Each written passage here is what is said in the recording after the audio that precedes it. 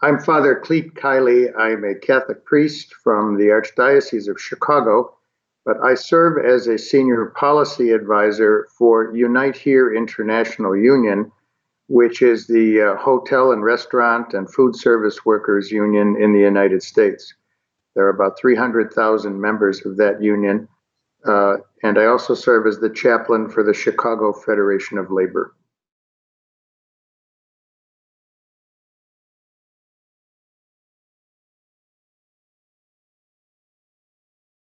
But first of all, in the United States, the COVID pandemic has been a very significant challenge, clearly.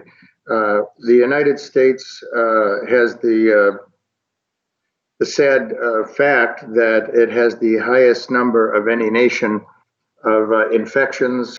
And part of the fallout of COVID, besides these terrible deaths and the sickness, has been the economic displacement that has taken place. And then also with that, some significant social unrest that has affected the country.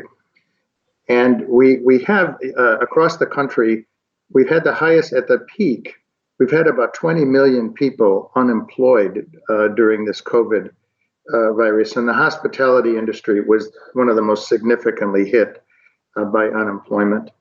And within that context, it's important to say that the workers in the hospitality industry are significantly made up of immigrants, people of color, women, and that they're bearing the significant brunt of unemployment. In our union alone, for example, of the 300 and some thousand members of the union, 95% were unemployed at a certain point.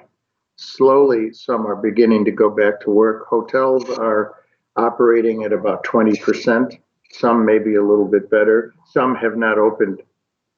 And our food service workers include airline caterers, cafeteria workers in large companies and universities. Many are still unemployed. The return to work is a significant issue. When will that happen? Will people continue to be employed? Will they have their benefits? So those are a couple of the very significant factors, I think, affecting our industry right now.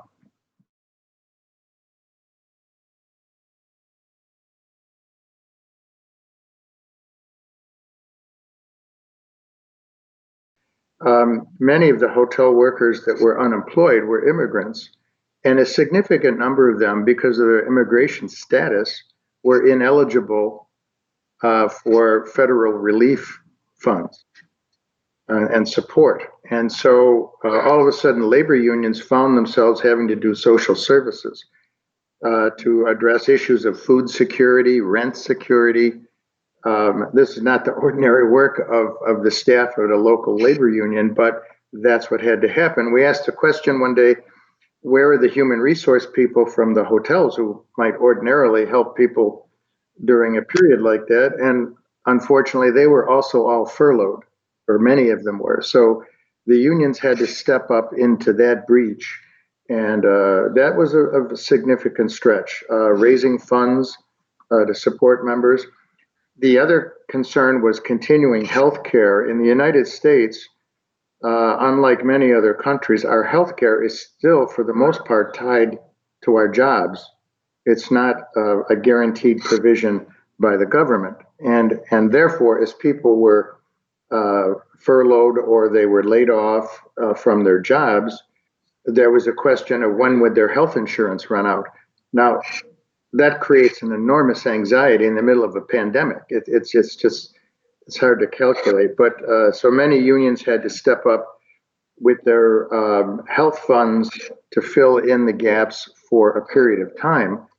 But we've been trying to work on federal legislation in Washington to extend healthcare coverage or healthcare insurance coverage until the end of the year or into early next year. That's a significant challenge. the safety demands would be the second thing. A number of workers were declared essential workers, but were not paid like they were essential workers. For example, agricultural workers, heavily immigrant population.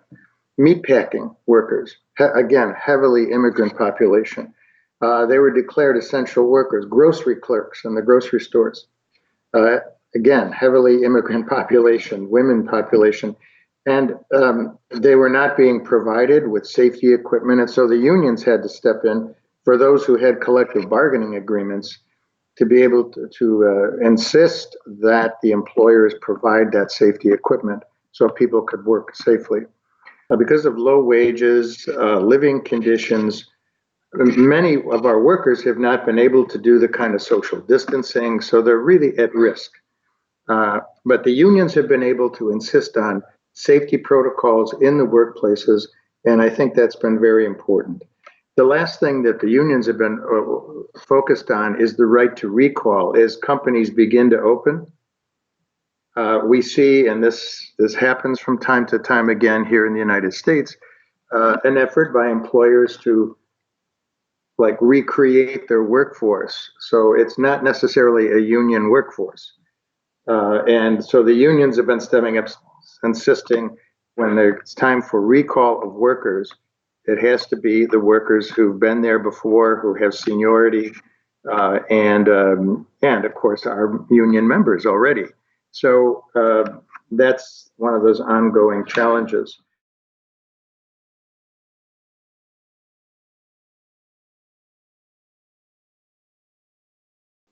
The church has a very significant role, and I'm happy to say, I was in a conversation recently, and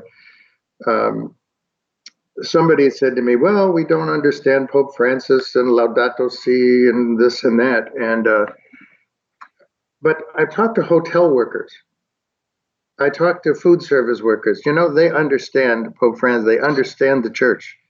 And I think that one of the great contributions that the church is able to make is to give us a framework for how to address the inequalities are there. So, first of all, I would say kind of a common good capitalism that always has to have the community as at the table as a part of it, and that's something that the church constantly raises this concern about rampant individualism, and we're seeing that in the United States right now. This whole fight about masks and my individual liberty, and it's just like a kind of a craziness.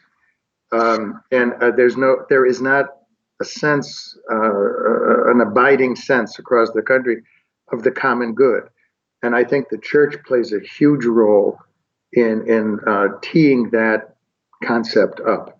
And the libertarianism has kind of taken us the other way. So I think the church is a balance to that, first of all. The second is the continuing lifting up of immigrants and the rights of migrants to decent jobs, to the ability to leave their home country to go to another to support their families. That's a very important contribution to our social dialogue here in the United States, for certain. The church is a great companion and a great consolation, and I would urge it to continue to be present, to accompany the people through this very difficult and challenging time.